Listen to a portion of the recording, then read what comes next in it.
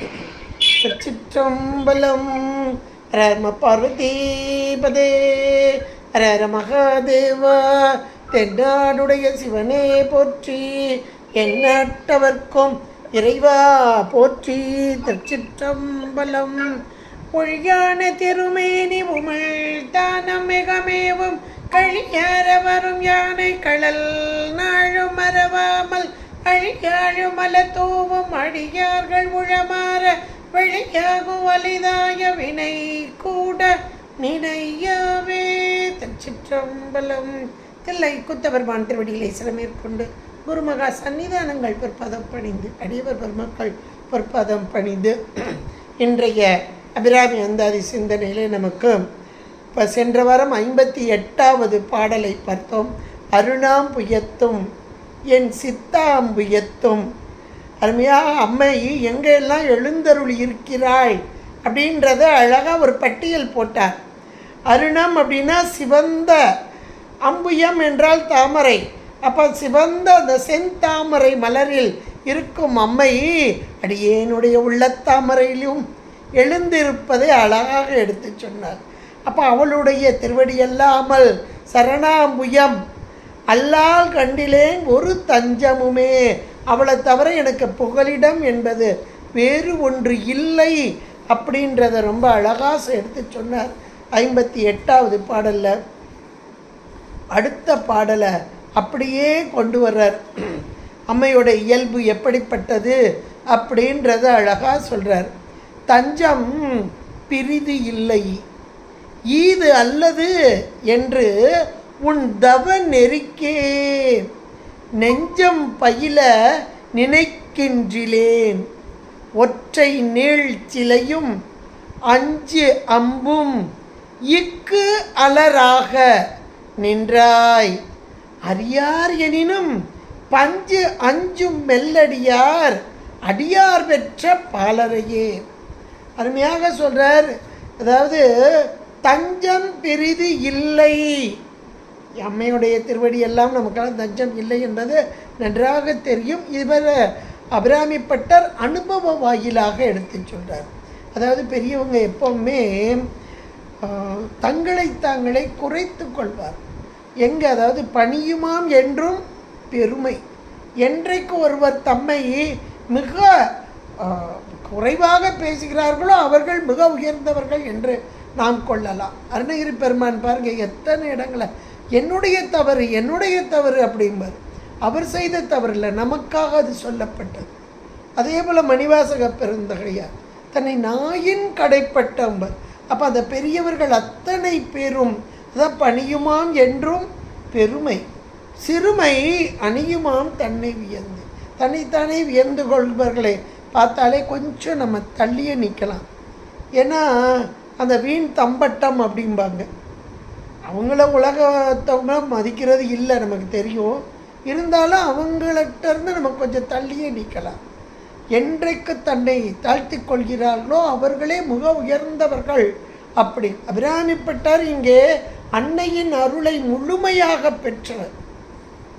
நிறைய இடங்களில் தம்மை அப்படியே இழித்தே சொல்றார். அம்மாவோட அருளை பெறுவதற்கு எனக்கு தகுதியே இல்லை என்று நிறைய பாடல்களில் சொல்லக்கூடியவளாக. ஆனாலும் அம்மை எனக்கு தருகிறாள், எனக்கு தகுதி இல்லை ஆனாலும் எனக்கு தருகிறாள் இந்த அம்மை அப்படின்றத அழகாக சொல்கிறார். இப்போ இந்த பாட்டில் தஞ்சம் பிரிதி இல்லை, அம்மா உன்னுடைய திருவடி அல்லாமல், நீ அல்லாமல் எனக்கு தஞ்சம் என்பது கிடையாது.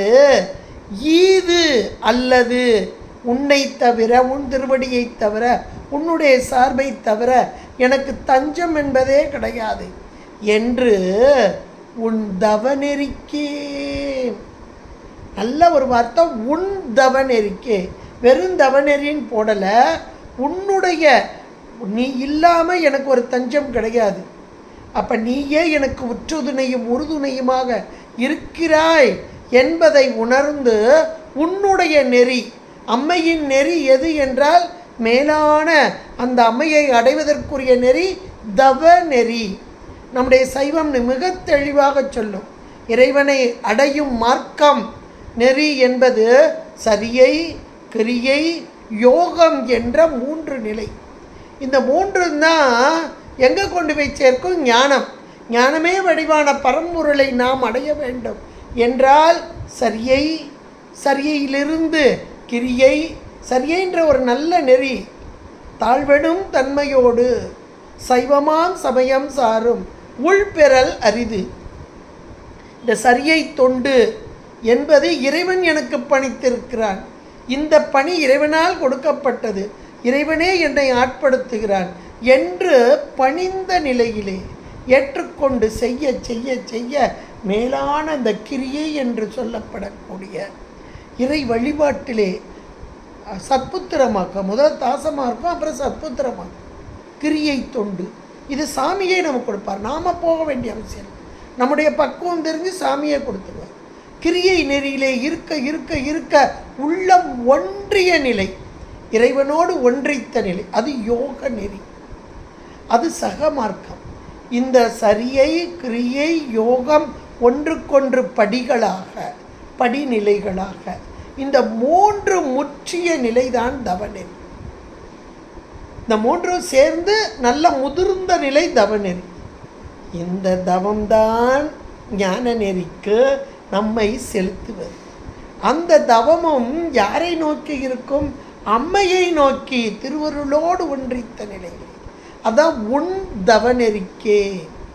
இல்லை, மாணிக்கவாசகர் ரொம்ப அழகான ஒரு பாட்டில் சொல்வார், ஆமாறு சாமாறு ஆமாறுன் திருவடிக்கே அகம் குழையேன் அன்புருகேன். எவ்வளோ அருமையான பாட்டு. சாமாரே விரைகின்றேன் சதுராலய சார்வானேம்பார்.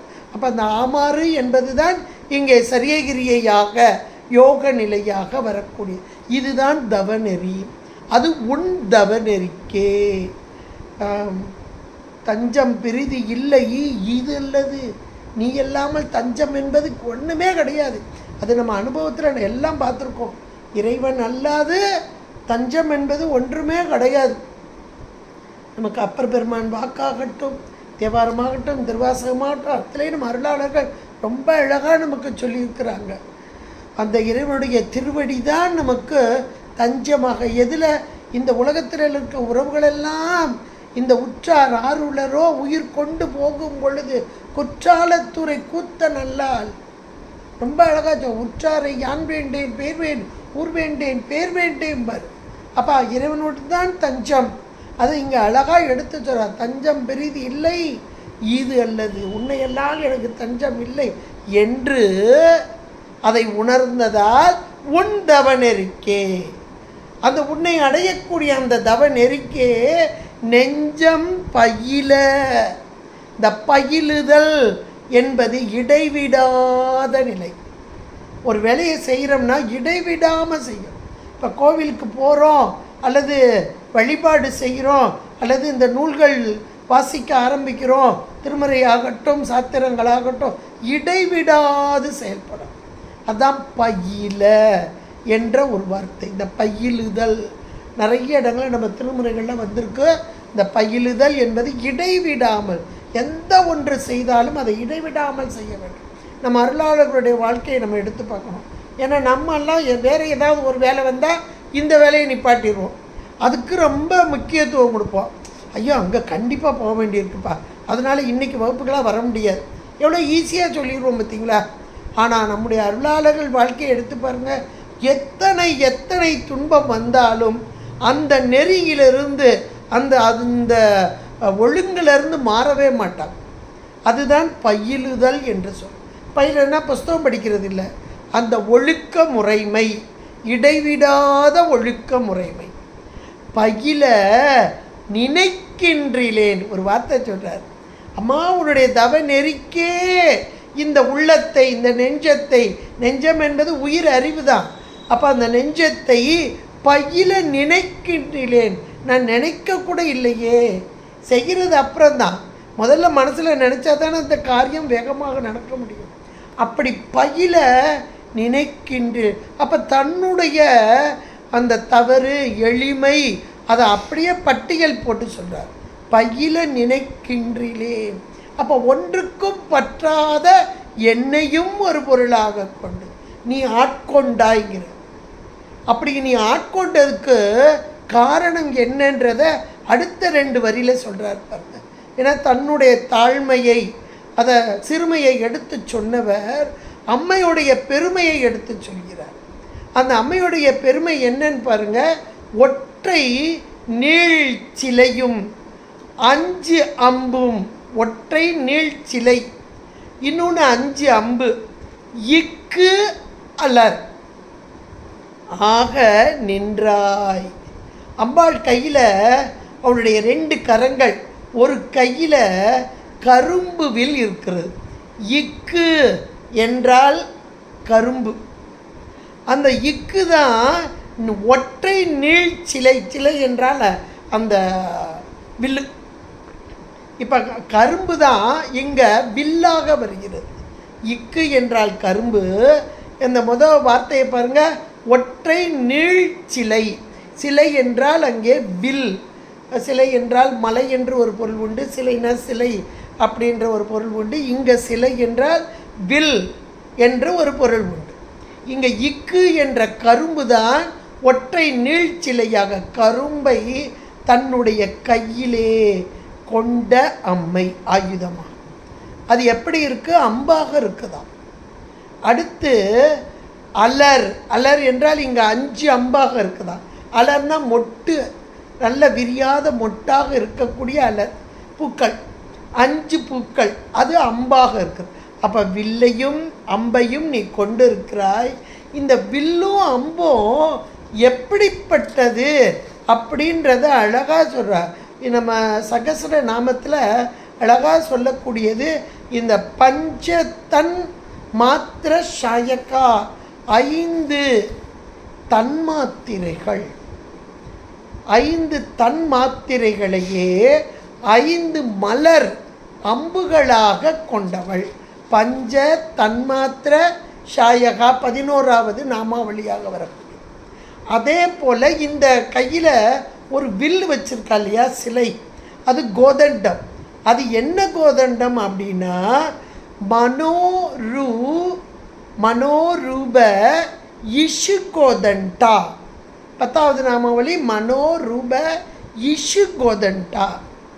அப்போ மனமாகிய இந்த ரூபம், அதை எப்படி அது கோதண்டமாக இருக்குன்னா, இஷு என்றால் இங்கே கரும்பு. கரும்பு போன்ற வில்லாக வளைத்து கோதண்டமாக கொண்டு, இந்த வில்லாக கொண்டு தன்னுடைய கைகளிலே வைத்திருக்கும் அம்மை. மிக உயர்ந்ததான சகஸ்ரநாமம். இந்த 2 உயிர்களாகிய நம்மை பக்குவப்படுத்த வேண்டும். இதுதான் நம்ம சாத்திரமும் மிக தெளிவாக நம்முடைய சைவ சமயமும் சொல்கிறது. இறைவன் எம்பெருமான் கருணையே வடிவான். அந்த கருணைதானே சக்தி, அந்த கருணைதானே அம்மை. இந்த கருணையின் மூலமாக தவறான வழியிலே நாம் சென்று விடக்கூடாது. இந்த தவறான வழியிலே செல்வதற்கு நமக்கு உறுதுணையாக இருப்பது எது என்றால், ஒன்று மனம், இன்னொன்று நம்முடைய இந்திரியங்கள். 5 இந்திரியங்கள்.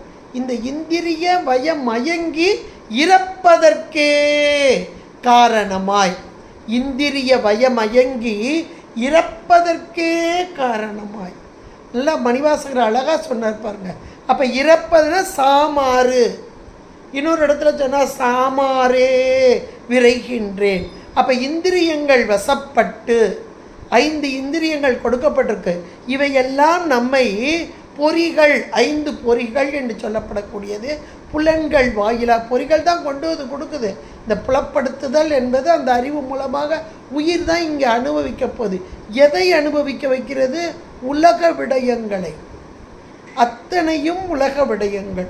அதில் எது நன்மை எது தீமை எந்த ஒன்றையும் நாம் உணர முடியாத நிலையிலே நாம் அதுக்கு காரணம் என்ன அப்படின்னா, நம்முடைய வினைக்கு ஈடாக செலுத்தப்பட்டவர்களாக இங்கே இருக்கிறோம். ஆனாலும் கருணையே வடிவான இறைவன் எம்பெருமான் முதல்ல வினை வழியாக நம்மை செலுத்தி, அது அம்மை செலுத்துகிறார்.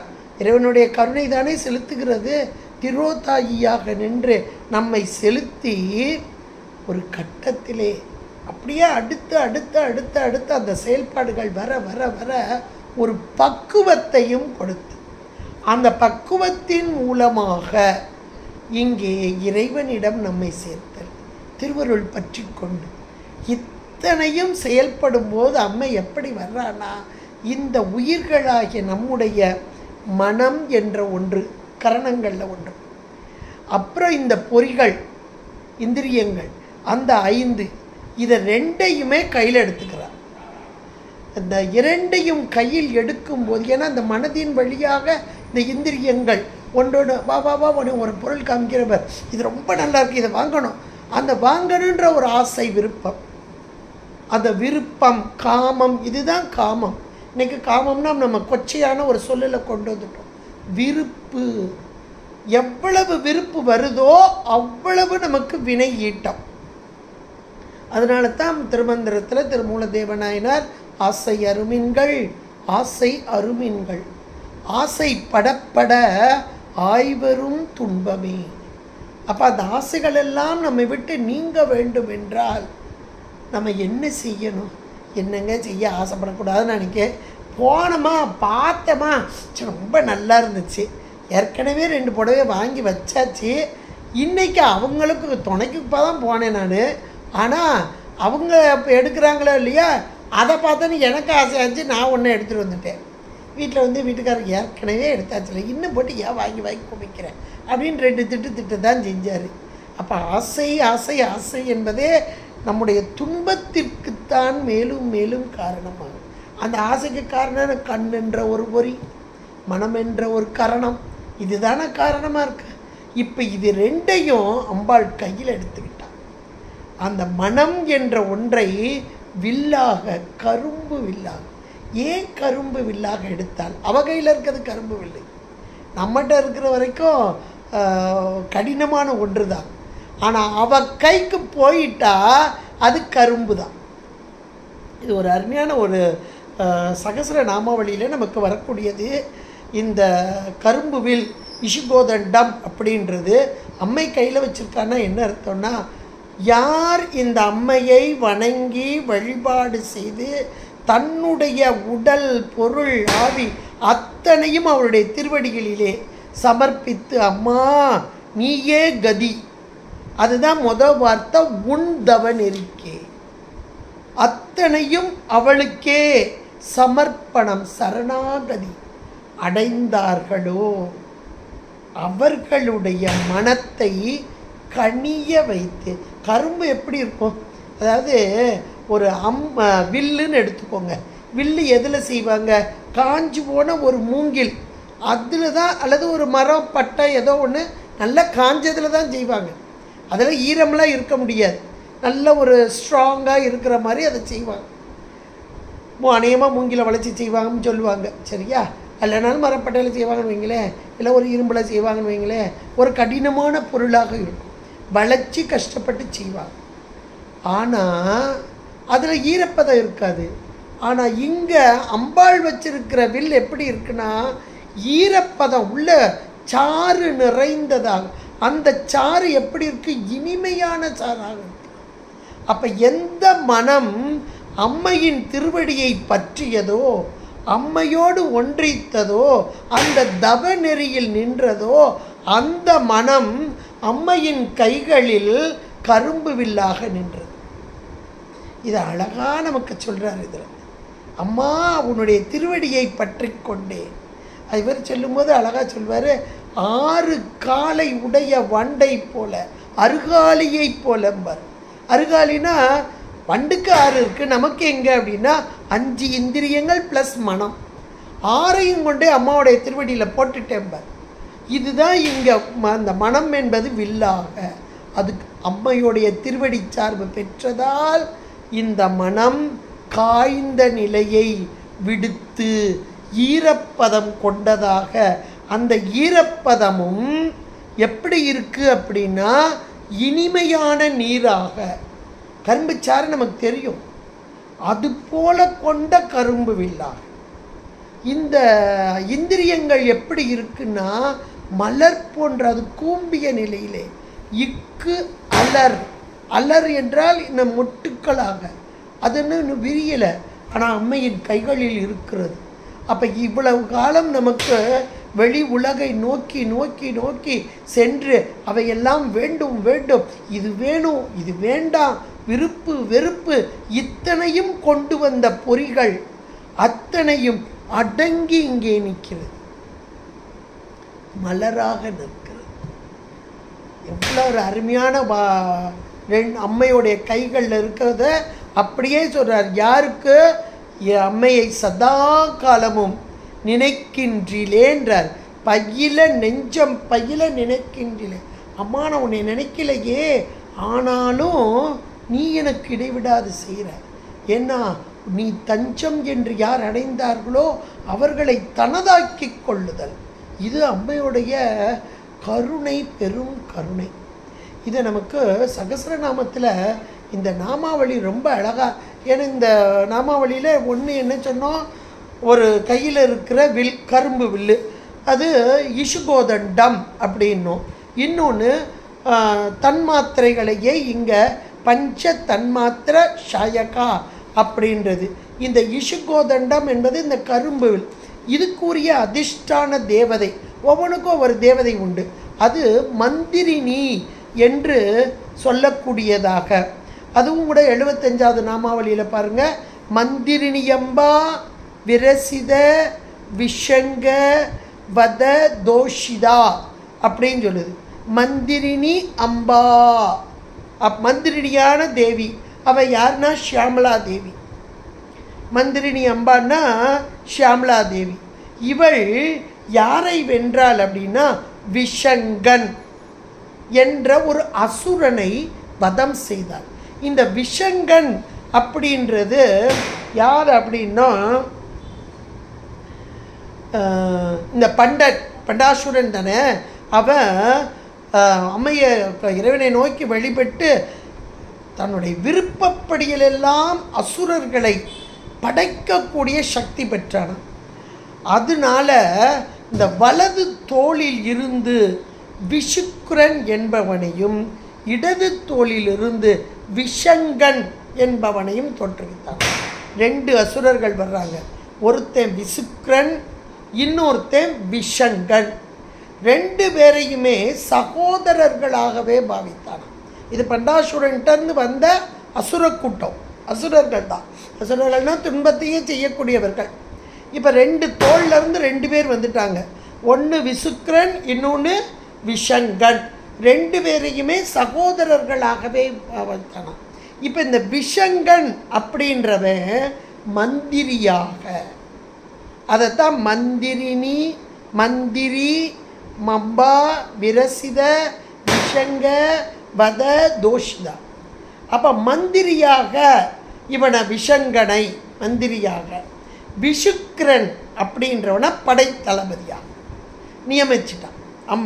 நியமிச்சிட்டான், பண்டாசுரன் நியமிச்சிட்டான். இப்போ தேவி புறப்பட்டு வர்றா. அப்போ அந்த தேவி வரும்போது எப்படி வர்றா அப்படின்னா இந்த விஷங்கனை அழிக்கணும். அப்போ அந்த விஷங்கன் அழிக்கிறதுக்கு யார் வர்றான்னா மந்திரினி என்பவளாக வர்றா. இந்த மந்திரினி யாருன்னா ஷியாமலா, போருக்கு வர்றா. ஷியாமலை நம்ம கேள்விப்பட்டிருக்கோம். அந்த ஷியாமலை தான் இந்த மந்திரினியாக வர்றா. இதை கண்டு அப்படி தேவி அம்பாள் அப்படியே சந்தோஷம் அடைஞ்சாளாம். இந்த ஷியாமலை புறப்பட்டு வர்றா, இந்த மந்திரினியாக வர்றா. யாரை அழிக்கிறதுக்கு? விஷங்கனை. சரி, இது போர், சரியா? இந்த போர் எங்கேயோலாம் நடக்கலை, நம்மகிட்ட நடக்குதுன்றதை ஞாபகம் வச்சுக்கோங்க. சரி, விஷங்கன் அப்படின்னா யார் அப்படின்னு தெரிஞ்சாலே உங்களுக்கு புரிஞ்சிடும். சங்கம் அப்படின்னா நாட்டம், விருப்பம். அப்போ அதை பார்த்தோமா? அதை பார்த்தேன், வாங்க வேண்டாம் தான் நினச்சேன், ஆனால் எனக்கு மனசு கேட்கல, வாங்கிட்டு வந்துட்டேன். விருப்பம், அதில் விருப்பம், அந்த விருப்பு, நாட்டம். சங்கம் என்றால் நாட்டம். இந்த விருப்புன்றதாங்க பயங்கரமான அசுரன். அடுத்தாப்புல அது நல்லதாக இருக்கணும். அந்த நாட்டம், விருப்பம், இன்னைக்கு கோயிலுக்கு போகணும், சத்சங்கத்துக்கு போகணும், பாடணுன்ற விருப்பம் வரணும். இந்த சங்கம் எப்படிப்பட்டதுன்னா, இந்த விருப்பம் எப்படிப்பட்டதுன்னா விசங்கன். விஷங்கன் தானே அவன் பேர், வி சங்கன். சங்கம்னா நாட்டம், வி சங்கன் அப்படின்னா தவறான நாட்டம், தவறான வழியில் செலுத்துதல். இந்த புலன்களை, பொறி புலன்களை தவறான வழியில் முறை தவறி இந்த விஷயங்களில் செலுத்துதல், அவன்தான் விஷங்கன். இப்போ உங்களுக்கு புரிஞ்சிருக்கும்னு நினைக்கிறேன். அப்போ விஷங்கன் என்ற இந்த அசுரனை தவறான வழியில் நம்மை செலுத்துது பாருங்க, அந்த பொறி புலன்கள், அதுக்கு தான் அசுரன். அவர்களையே இங்கே தடுத்து நிறுத்தி, இன்னும் சொல்ல போனால் அழித்து, அந்த தவறான நாட்டம் அதை அப்படியே அழிக்கக்கூடியது யார் என்றால் அம்மையின் வடிவாக, அவளுடைய மந்திர சக்தி வடிவு, அம்மையுடைய மந்திர சக்தி தான், அதுதான் மந்திரினி. இந்த தவறான விருப்பமே நம்மகிட்ட வரவிடாமல் செஞ்சிடறாங்க. எவ்வளோ ஒரு அருமையான நாமாவளி 75 இது வர்றது யாருன்னா ஷியாமளை அம்பாள். இந்த ஷியாமளை என்ற அம்பாள் தான் இப்படி செய்கிறார். அதுக்கு உரிய தேவதையே இவதான், மந்திரினி தேவி அப்படின்றது. அது அந்த வில்லுக்கு அதிஷ்டான தேவதை இந்த மந்திரினி தேவி அப்படி. இப்படி இந்த ஷியாமளை வந்து இருக்கக்கூடிய, அதாவது ஆட்செய்யக்கூடிய ஆன்மா, அந்த மனம், அந்த மனம் என்ற கரணம், அந்த கரணம் அது எப்படி இருக்கும்னா இனிமையான கரும்பு போன்றதாக, தவறான நாட்டம் கிடையாது இல்லையா. இப்போ அம்பாளுக்கு ஆட்பட்ட நிலை, அம்பாளோடு ஒன்றித்த நிலை. இப்போ அம்பாளுடைய சக்தியான ஷியாமளையின் முழுமையான அந்த அன்பை பெற்ற நிலை. எவ்வளோ ஒரு அருமையான ஒரு வார்த்தையை இங்கே அழகான வார்த்தைகளாக அபிராமி பட்டர் கொடுத்துருக்கிறார். நமக்காகத்தான், தவறான நாட்டங்கள் வரக்கூடாது என்பதற்காக. இதுதான் சகஸ்ரநாமமும் இதை அழகாக சொல்லுது. அடுத்தாப்புல மனம் மட்டும் பத்தாது, இந்த பொறிப்புலன்கள் அதுதானே 5 அம்பாக இருக்குது. இக்கு அலர் அப்படின்னு வந்ததா, இக்கு என்றால் கரும்புவில், அலர் என்றால் 5 தன்மாத்திரை, பஞ்சதன் மாத்திரை சாயக்கான் வந்ததா. அது ரெண்டாவதாக இங்கே 2 பேர் வந்தாங்களா, ஒருத்தன் விஷங்கன், இன்னொன்று விஷுக்ரன் அப்படின்றது. இப்போ விஷங்கன் அப்படின்றது தான் நம்ம பார்த்தோம். விஷங்கன், சங்கம் என்றால் நாட்டம், விஷங்கன் என்றால் தவறான நாட்டம். அப்போ தவறான நாட்டத்திலிருந்து நம்மை காப்பவள் இந்த மந்திரினி என்பதாக ஷியாமளை, மந்திரினா ஷியாமளை, காப்பவள் அப்படின்றது. அடுத்து இன்னொருத்த விஷுக்ரன். அந்த விஷுக்ரன் என்பவனை அழிப்பதற்காக வருபவள் யார் என்றால் வாராகி. இன்றைக்கி வாராகி வாராகி வாராகி நமக்கு பணம் தருவார் அப்படின்ட்டு நிறையா பேர் வழிபாடு செய்கிறீங்க, இருக்கட்டும், அதனால் தப்பு இல்லை. வாராகியை வழிபாடு செஞ்சிட்டிங்கல்ல, அதே வாராகி என்ன தருவாளோ அந்த வரத்தை தந்துட்டு போயிடுவாள். விஷுக்ர பிராண ஹரண வாராகி வீரிய நந்திதா, இது அடுத்த நாமாவளி அதில் வருது. அப்போ விஷுக்ரன் என்ற ஒரு அசுரன், இந்த விஷுக்ரன் தான் பண்டாசுரனுடைய சேனை தலைவனாக வருபவன். இவனை அழிக்கிறதுக்கு வர்ற அம்பாள் யார் வர்றான்னா அம்பாளுடைய சேனை தலைவி. அவன் சேனை தலைவனாக வர்றான். இங்கே அம்பாளுடைய சேனை தலைவி யார்னா வாராகி, வாராகியாக வருகிறாள். இப்போ அப்போ விஷங்கம் அப்படின்னா என்னன்னு பார்த்தோம், தவறான விருப்பு அப்படின்னு பார்த்தோம். அப்போ விஷுக்ரன் அப்படின்னா சுக்ரம் அப்படின்னா ஒளி, விஷுக்ரம்னா தவறான விரோதமான. அப்போ ஒளிக்கு விரோதம் என்னது? இருள் தானே. ஒளிக்கு விரோதமானது இருள். விஷு வி என்றால் இங்கே விரோதம், சுக்ரம் என்றால் ஒளி. அப்போ ஒளிக்கு விரோதமான இருள், இதை நீக்குபவள். நீக்குபவள் யார் என்றால் இங்கே அம்பாளின் சேனை தலைவியாக வரக்கூடிய வாராகி. இவள் யார் என்றால் கிரியாசக்தியாக, அம்மையின் கிரியாசக்தியாக, நம்முடைய கிரியாசக்தியாகவும். அம்மை நமக்கு வந்து நன்மையை செயல்படுத்த வரும்போது கிரியை அதாவது நம்முடைய முதல்ல உயிர்களாகிய நம்முடைய செயல்பாடு எதுவுமே இல்லை, முழுக்க இருளோடு கூடி இருந்தது. அது அந்த அறியாமை என்ற இருள். அதனால் அவங்க முழுக்க அறியாமை என்ற இருளை நீக்கிறதுக்காகத்தானே இறைவன் தன்னுடைய ஆற்றல் சக்தியை இங்கே உயிர்களுக்கு அது தத்துவ வடிவமாக இங்கே வரப்பட்டு உடம்பு சகல நிலை உடம்பு கொடுக்கப்பட்டது. அப்பவும் நமக்கு இங்கே உயிர்களுடைய அறிவு அப்படியே விளக்கம் பெறுவதற்காக இந்த கிரியை முதல்ல வர்றது கிரியை தான். கொஞ்சம் லேசாக இந்த கலைகளோடு கூடி, அப்புறம் நிவர்த்தி, பிரதிஷ்டா, வித்யா, இப்படியெல்லாம் நம்ம வருது கலைகள். அப்போ கொஞ்சமாக நான் நீக்கி அறியாமையை நீக்கி நமக்கு கொஞ்சம் அறிவு விளக்கம் கொடுத்து இதெல்லாம் இங்கே வந்த இதைத்தான் இதுலேயும் இன்னும் கொஞ்சம் கொஞ்சமாக பக்குவப்படுத்தி படுத்தி படுத்தி நல்ல மேலான ஒளி, முழுமையான இருளிலிருந்து நம்மை நீக்கி மேலான ஒளி வெள்ளமாக நம்மை கொண்டு செலுத்துதல் அப்படின்ற இந்த சேனை தலைவியாக வரக்கூடிய வாராகி. எவ்வளோ ஒரு அருமையான நாமாவளி! இதை இந்த பாடலாக்கி, இந்த பாடல் வரிகளாக்கி உயிர்களாகிய நாம் பக்குவம் பெறும் நிலையை இங்கே இந்த பாடலில் அருமையாக கொண்டு வந்திருக்கார். தஞ்சம் பிரிதி இல்லை இது அல்லது, இந்த திருவடி அல்லாமல், அம்மையின் திருவடி அல்லாமல் எதுவுமே எனக்கு கிடையாது என்று அந்த உணர்ந்த பக்குவம் பெற்ற ஆன்மா தான் இதெல்லாம் அனுபவிக்க முடியும். உன் தவநெறிக்கே நெஞ்சம் பயில நினைக்கின்றேன், ஆனாலும் உன்னுடைய நெறியிலேயே நிற்கணும்னு நினைக்கிறேனா? இங்கிட்ட அங்கிட்ட அலமந்துக்கிட்டு பார்க்குற சின்ன பிள்ளை மாதிரி இங்கிட்டு பார்க்க இங்கிட்டு இதை நினைக்க அதை நினைக்க, இங்கே வேடிக்கை பார்க்க, இது விரும்ப இதை விரும்ப, அந்த விருப்பத்தினால் வர்ற துன்பத்தை அனுபவிக்க இப்படித்தானம்மா இருக்கே அப்படின்னு நம்முடைய நிலைமை அப்படி பட்டியல் போட்டு சொல்கிறார். பையில நினைக்கின்றேன், ஆனாலும் நீ எப்படிப்பட்டவள்? யார் உன்னுடைய திருவடி சார்பு பெற்றார்களோ அவர்களுடைய உள்ளமெல்லாம் ஒரு கரும்பு வில் போல இனிமையானதாக, இனிமையான சாறு நிறைந்ததாக, ஈரம் நிறைந்ததாக, அன்பு நிறைந்ததாக, ஒற்றை நீள் சிலையும் அஞ்சு அம்பும் மலர் போன்ற இந்த இந்திரியங்களெல்லாம் தவறான வழியிலே செல்லாமல் மேலான ஒரு ஒளிநிலையை அடைவதற்கும் அஞ்சு அம்பும் இக்கு அலராக கரும்பு வில்லாக மலர்கணைகளாக நின்றாய் அறியார். அடுத்து சொல்றார், அம்மை இவ்வளவு கருணையா இருக்கிறா, இவ்வளவு செய்கிறா, இவ்வளவு கருணையா இருக்கான்னு சொல்லிட்டு அடுத்து சொல்றாரு, அறியார் எனினும், அம்மா நீ இவ்வளவு கருணையா இருந்தாலும் அறியாமை என்ற ஒன்று எங்களோட இருக்கேம்மா.